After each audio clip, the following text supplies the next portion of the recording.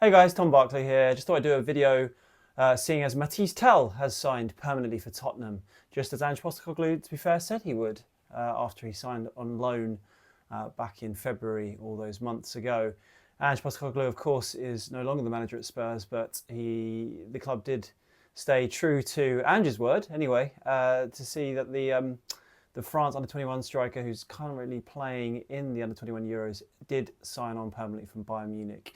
There's a little line I'm going to talk about Ange and what he might do next at the end of this video, so stay tuned for that. But let's talk about Mathys Tel first. So the numbers. So first of all, he has signed a contract until 2031, which I believe is the most sort of longest contracted player at the club, along with Kinski, and I forget which other player, but a long old contract for Tel. We did say after he signed and Spurs had the option to sign him in the summer that he would be signing. That was our understanding back then. But there was a bit more negotiation that came from Spurs' part for this deal subsequently. And it looks like they've done pretty well.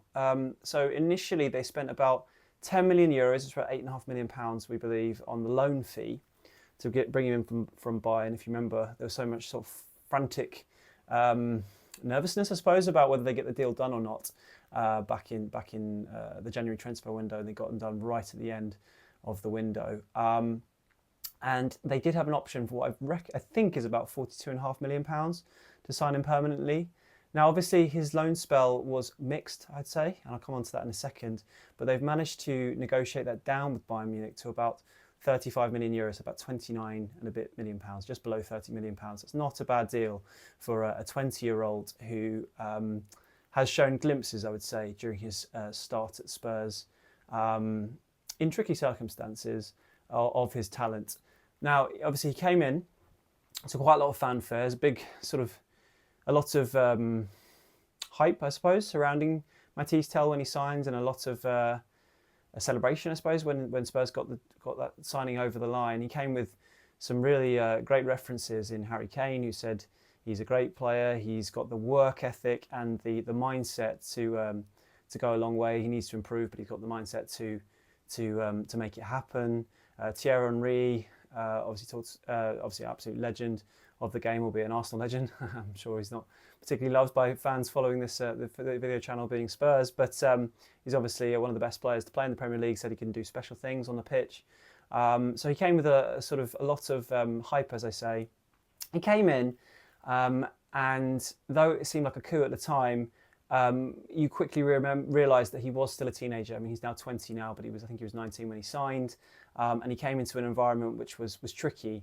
He didn't play centre forward regularly for Bayern Munich. In fact, he didn't really play regularly at all this season. He did have quite a lot of game time when he first signed from Rennes, that club that seems to produce so many good young players like Jeremy Doku, and Jed Spence obviously had a brief spell there, and Desiree Doué, who I remember Sami Mokbel of the BBC now talking about how Spurs were looking at him at the start of the summer, how it could have been different if he'd signed permanently. But anyway, Tel obviously a product of the Rennes system.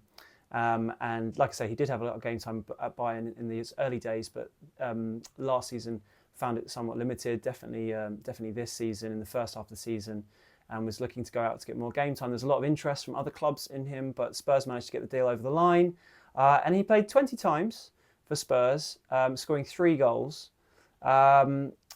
And when he first came in, Spurs were really struggling. Let's be honest, in the league they struggled throughout the whole time he was there. Obviously finishing with a disastrous 17th place and losing so many games, a record 22 games during that period. But when he first came in, Dominic Solanke, if you remember, was injured, having done his knee trying to have a shot in training, despite having no one near him, and he was out for nearly a couple of months. So Tel, despite from what we believe wants to be a centre forward long term, it was a lot for him to be asked to play centre forward in the Premier League and in some of those big games, Liverpool and the Cups and Aston Villa and all those other high pressure games. And though he showed sort of glimpses, I say, such as that goal at Villa in the FA Cup when they went out in February, those few days when they crashed out of both cup competitions, having been walloped 4-0 at Liverpool. That finish, I think it was Kulusevski who put the ball in, and it was a sort of hooked volley from Tel, really sort of showcased what natural ability he has. But we didn't see that much of it after that. And to be honest, the best we saw of him was more when he played out wide left in the Europa League, in that sort of run to the final. Obviously, he didn't play in the final against Man United, but I thought he featured quite well at Frankfurt, I think it was. He did okay against Werder, and he sort of showed hints of what might be to come without really bowling anyone over. And you thought back then, look, if Spurs are not going to have bundles of money to spend in the summer, do they really want to be spending the good part of 42, 45 million pounds on a youngster who's got undoubted potential, but maybe not what they need right now? And that's probably what they felt to a certain extent. But when you can get him for less than 30 million, all right, when you add on the loan fee, it's still quite a decent fee, but not loads for a young player and a young attacking player. It does seem like it makes a lot of sense. I felt like, as I say, he featured better when he was playing out wide in the latter parts of the season, and when there was less pressure on him, when the likes of Solanke and Sonny started to come back, he seemed to sort of feature a bit, do a bit better when there was less pressure on him to succeed. I mean, do you remember against was it the Werder in the semi-final, or was it Frankfurt? I'm trying to remember where. I think it was Werder, the home game, where Richarlison started the game instead of Tel, and that was quite a big call at the time, but proved to be correct from Postecoglou because Richarlison had a brilliant first 45 minutes in that first leg, really set the tone. But Tel did come off the bench in the second half and had a role to play as well. He also, I think he had the corner that led to Solanke's goal in the away leg against Werder. I think it was his corner, unless I'm getting it wrong, which Romero knocked down, and it was Solanke. So he definitely played his part in winning the Europa League.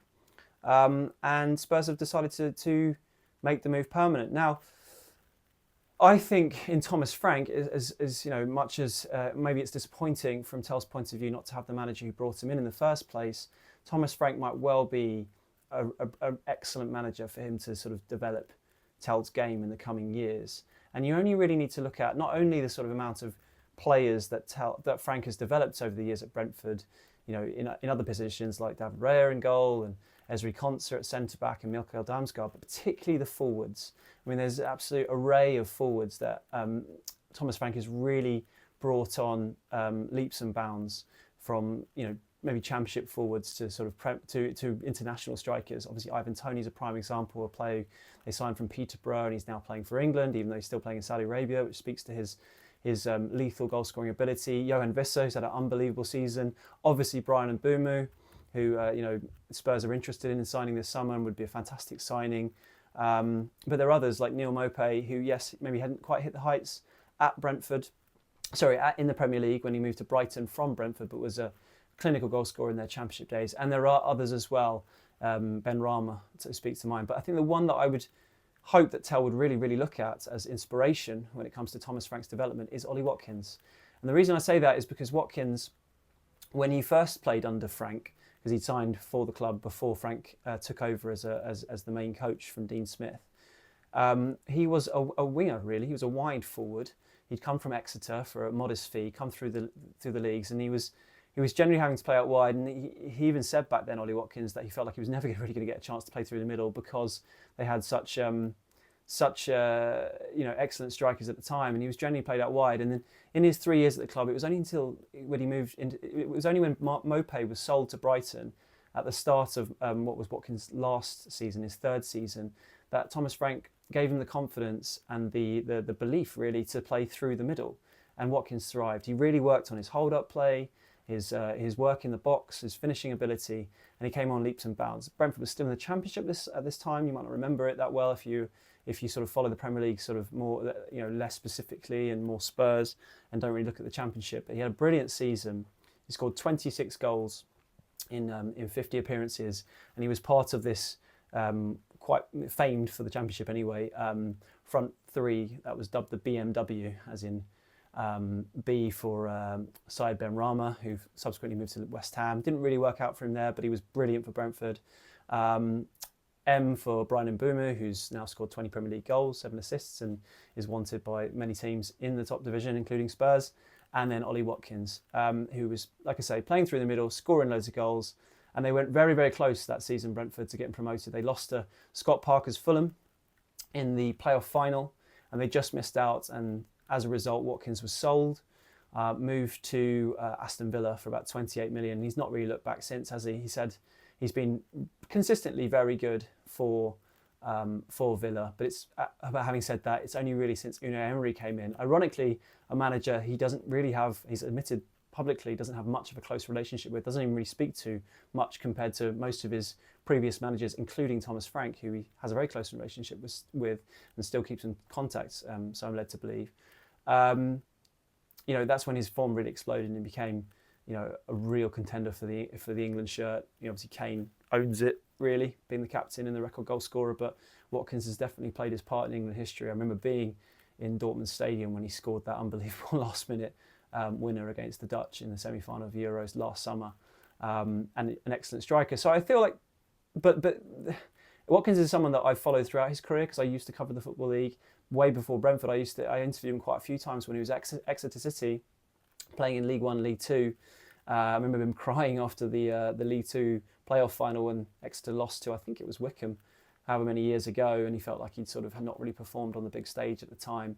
And I've sort of watched him grow, and he, back then he was their sort of talisman for Exeter, but as I said, for Brentford, he generally played out wide, and it took him a while to really get that chance and that belief from the manager, and the belief in himself, really, to become that centre forward. And that's, I sort of know the people around Ollie Watkins, and they talk about the way Frank gave him that belief in himself that he could become the main man from Mopai after he left and be the number 9 and be the centre forward and be greedier on, when the ball came to him, and believe in himself, like I say, as a hold-up player when most of his game was running in behind. It still remains his biggest asset, running in behind, but he's really added to his game in that sense. And Frank played a big part of that with his coaching staff. So you'd like to think that he will take that similar mindset to Mathys Tel. That's not to say Tel will definitely become a centre forward in the coming years. Maybe he'll realise that playing out wide might suit him better. But I think with Frank and the way he's had this ability to develop players, using particularly that Watkins model, it could really, really benefit Tel. And hopefully this will be a really good signing, the first of Thomas Frank's time, albeit one that was signed off on by Postecoglou, who is no more at Spurs, unfortunately, as many of you on this channel are disappointed by and have told me recently quite a lot that now Ange is gone, unfortunately, with a heavy heart, which is nice to hear that you guys like my content. And they're going to be watching the videos, which I understand. If you were purely Ange in, and that was it, then now he's out.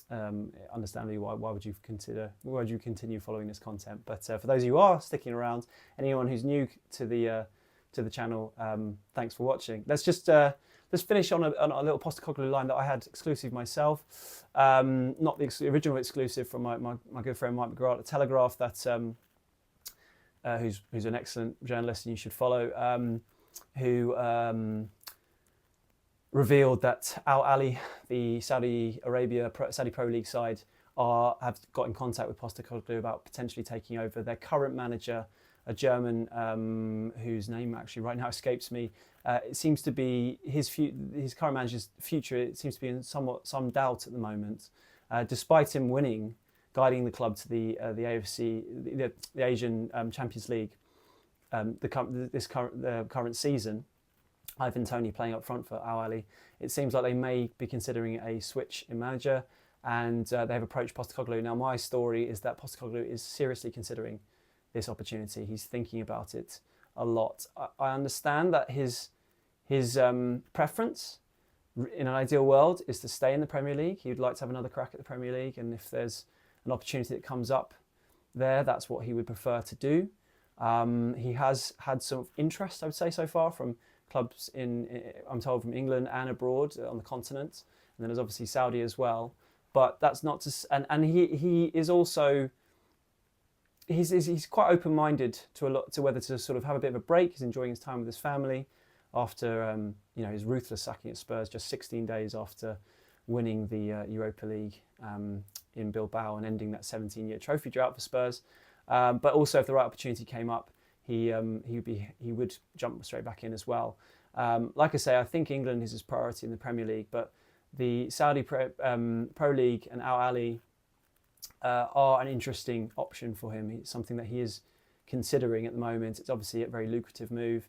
So there's a chance to sort of obviously help his family massively on that front. But obviously the Saudi Pro League, whilst not at the level of the Premier League and the consistent level and the sort of heritage that comes with it, there's no doubt that it's growing in its competitiveness and its ability, and presumably, at least from other parts of the world, maybe less so over here, in its popularity as well. So it's something he's seriously considering.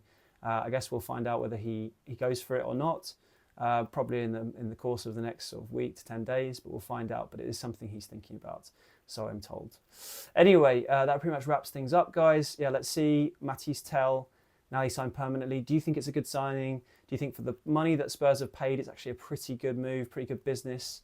And what have you seen so far from his games in a Spurs shirt that gives you confidence that he can be a really good signing? Is this someone that we may look back in years to come and think, wow, what an absolute coup from Spurs' point of view?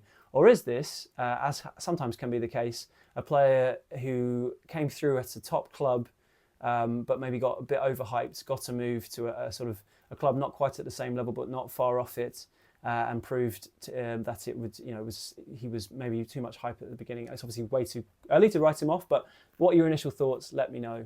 And where do you think he'll play best? Do you think he's ultimately a centre forward going forward, or is it out wide? Where do you see him fitting in with Spurs and their transfer business this summer? Anyway, cheers, guys.